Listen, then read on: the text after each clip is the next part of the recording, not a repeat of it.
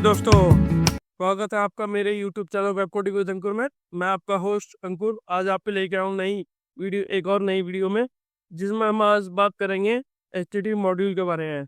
इससे पहले भी हमने कुछ मॉड्यूल के बारे में बात करी थी, आज हम HTTP मॉड्यूल के बारे में बात करेंगे। तो चलिए आज देखेंगे कि HTTP मॉड्यूल कैसे काम करता है और क्या हम इसमें बना सकते हैं, क्या इसकी डिपेंडेंसी होती है, सब कुछ आज हम इसमें HTTP से रिलेटेड चीज़ें सब हम आज इसमें देखने वाले हैं। ठीक है, तो चलिए चलते हैं।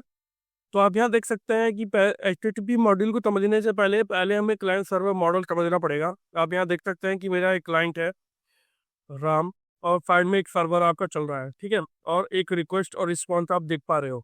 तो जब भी चाहे राम हो चाहे कोई भी क्लाइंट हो, जब भी कोई रिक्वेस्ट देगा तो सर्वर पे रिक्वेस्ट देगा, और जैसे ही सर्वर पे रिक्वेस्ट जाएगी किसी भी तो सर्वर क्या करेगा, उस रिक्वेस्ट को प्रोसेस करेगा और जो रिस्पॉन्स होगा वो वापस आपको क्लाइंट को भेज देगा।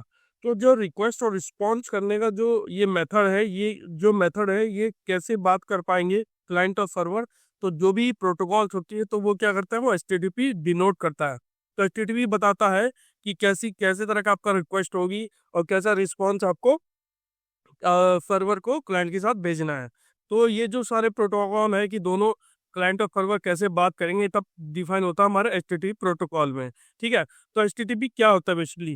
तो HTTP मैं आपको बता देना चाहता हूँ कि HTTP की फुल फॉर्म होती है हाइपरटेक्स्ट ट्रांसफर प्रोटोकॉल। ठीक है, तो ये प्रोटोकॉल एक्चुअली क्या होता है, डिफाइन करता है फॉर्मेट कि क्लाइंट सर्वर कैसे बात करेंगे एक दूसरे से। क्योंकि कई बार मान लीजिए अगर हमारे पास कोई प्रोटोकॉल होगा ही नहीं, तो क्लाइंट ने अगर कोई रिक्वेस्ट भेजी सर्वर को, तो सर्वर को तो पता ही नहीं चलेगा ना कि किस चीज़ के लिए ये रिक्वेस्ट है। और अगर सर्वर ने कोई रिस्पॉन्स क्लाइंट को भेजा तो क्लाइंट को नहीं पता चलेगा कि ये क्या चीज़ है। तो इसलिए एक पर्टिकुलर फॉर्मेट में आने के लिए या एक फॉर्मेट देने के लिए कि पर्टिकुलर रिक्वेस्ट की जाएगी, तो एक पर्टिकुलर फॉर्मेट रिक्वेस्ट ये भेजी जाएगी और रिस्पॉन्स ये पर्टिकुलर फॉर्मेट है। तो पूरा जो फॉर्मेट डिफाइन हुआ है वो हुआ HTTP प्रोटोकॉल की हद से। ठीक है, तो इसमें क्या होता है, तो क्लाइंट करता है, HTTP रिक्वेस्ट भेजता है सर्वर को, और सर्वर उसके प्रोसेस करने के बाद उसे एक HTTP रिस्पॉन्स भेजता है।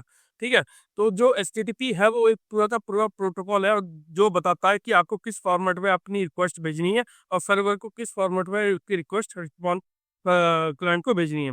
तो ये जो आपका डायग्राम देख रहे हो, ये चीज़ें रिलेटेड एक इसके सामने हम बात कर लेते हैं।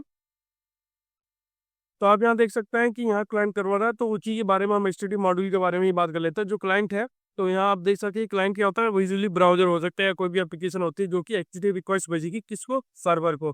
ठीक है, तो क्लाइंट ने इनिशिएट किया कम्युनिकेशन। तो जो भी फॉर्मेट है जो कि HTTP प्रोटोकॉल के थ्रू फॉर्मेट डिफाइन हो रखा है कि क्लाइंट जो रिक्वेस्ट होगी वो HTTP रिक्वेस्ट भेजेगा। ठीक है, और उसमें भी बहुत सारे की रिक्वेस्ट होती है, जैसे गेट, पुट, पोस्ट, स्पॉट, बहुत सारी रिक्वेस्ट होती है जो अलग अलग आपकी सॉल्यूशन प्रोवाइड करती है, आपकी रिक्वेस्ट को हैंडल करती है अलग अलग रिक्वेस्ट के बेस पे। गेट पे, पुट पे, डिलीट, ये सब ऑप्शन है इसमें HTTP रिक्वेस्ट में। तो बहुत तरह की रिक्वेस्ट हमारे पास इसमें होती है। और सर्वर क्या आता है, तो सर्वर क्या करते हैं, जो रिक्वेस्ट आएगी सर्वर के थ्रू क्लाइंट के थ्रू सर्वर को मिलेगी, तो क्या अभी इनकमिंग HTTP रिक्वेस्ट होगी, तो उसके कोरस्पॉन्डिंग जो भी रिस्पॉन्स होगा, तो सर्वर क्या करेगा, अपने रिस्पॉन्स को एक पर्टिकुलर फिक्स फॉर्मेट में HTTP फॉर्मेट में भेज के क्लाइंट को रिस्पॉन्स भेज देगा। जो भी इसकी रिक्वेस्ट होगी इसके बेस पे रिस्पॉन्स क्रिएट करेगा और क्लाइंट को भेज देगा। तो ये एक सिंपल क्लाइंट सर्वर रिलेशन है जो मैंने आपको बताया, और कहते हैं HTTP मॉड्यूल इसमें हेल्पफुल होता है पूरे क्लाइंट सर्वर रिलेशन में। ये भी आपको अच्छे से समझ में आ गया होगा।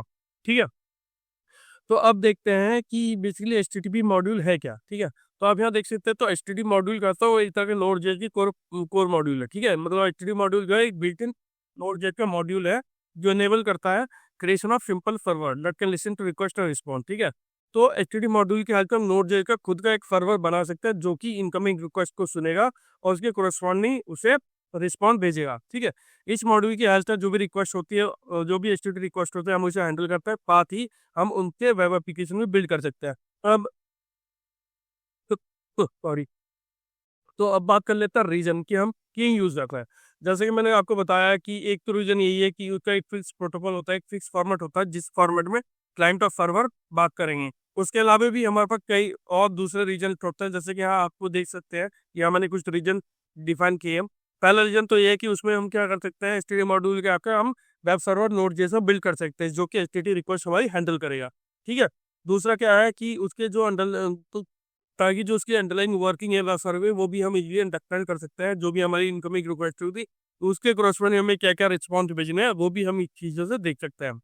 फिर तीसरा ये है कि सर्वर जब हम खुद क्रिएट कर रहे हैं तो उसका फ़ायदा ये होगा कि हमारे पास पूरे सर्वर का कंट्रोल भी होगा, काफ़ी फ्लेक्सिबिलिटी होगी और उसकी कॉरस्पॉन्डिंग क्या-क्या फॉर्म कौन-कौन सी रिक्वेस्ट को हमें उस पर्टिकुलर वेब एप्लीकेशन में एक्सेस करना है, कौन-कौन सी अलाउ करनी है रिक्वेस्ट, वो सब हमारे हाथ में होती है। और वो तब हम देख सकते हैं कि हम किस कौन से हम वो हमारे हाथ में ये होती है कि हम किस रिक्वेस्ट को चाहे एक्सेप्ट करें, किस रिक्वेस्ट को नेग्लेक्ट करें।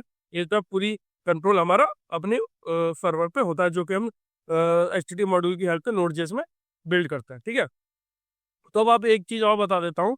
लास्ट पार्ट ये है, क्योंकि नेक्स्ट वीडियो में हम इसमें कैसे एचटीटीपी सर्वर क्रिएट किया जाता है वो मैं नेक्स्ट वीडियो बताऊंगा। आज हम सिर्फ ये आपको इस ओवरव्यू दे रहा था कि एचटीटीपी और नोड में क्या रिलेशन है। ठीक है, तो मैंने एचटीटीपी के बारे में बता दिया। अब हम बात करेंगे एचटीटीपी और नोड का क्या बेसिकली है।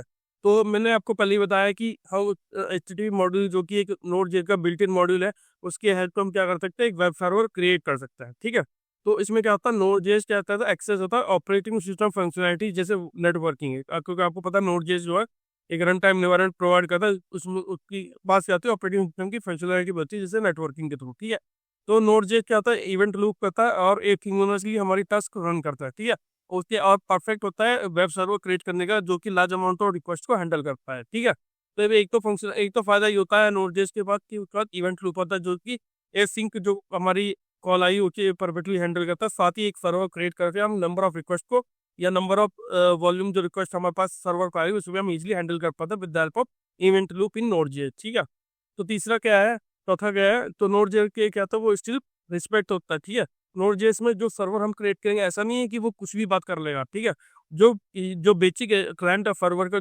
जो मॉडल है, जिसमें कि क्लाइंट और सर्वर दोनों बात करते हैं एक फिक्स फॉर्मेट, यानी एचटीटीपी जो प्रोटोकॉल है, जो प्रोटोकॉल एचटीटीपी मॉड्यूल का जो प्रोटोकॉल है उसके अगेंस्ट में नहीं जाएगा, वो उसी में ही बात करें। तो नोड सर्वर जो होता है वो सब भी उसी में ही बात करें जो कि एचटीटीपी फॉर्मेट द्वारा डिफाइन करी गई है। ठीक है, आखिर में क्या कि एचटीटीपी मॉड्यूल क्या करता है, क्रिएशन करता है वेब सर्वर में, जिसमें कि हम कुछ भी डेटा ट्रांसफर कर सकते हैं ओवर एचटीटीपी। ठीक है, चाहे मतलब कोई रिक्वेस्ट अगर आई हो, अगर मुझे अपने रिस्पॉन्स भेजना है क्लाइंट को, तो मैं ये भी हैंडल कर सकता हूँ अपने एचटीटीपी डेटा ओवर एचटीटीपी की हेल्प से। मतलब डेटा सर्वर से मैं अपने क्लाइंट को रिक्वेस्ट करूँगा एचटीटीपी ओवर एचटीटीपी। ठीक है, तो ये कुछ तरीका था कि कैसे एचटीटीपी और नोड कनेक्ट होता है, और मैंने आपको बताया इस वीडियो में कि कैसे क्लाइंट और सर्वर मॉडल काम करता है।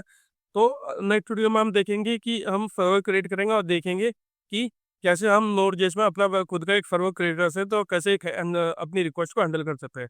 आज की वीडियो के लिए सिर्फ इतना ही। अगर आपको मेरी वीडियो अच्छी लगे तो प्लीज़ मेरे चैनल को लाइक कीजिए, सब्सक्राइब कीजिए, और मिलते हैं नेक्स्ट वीडियो में। Thank you.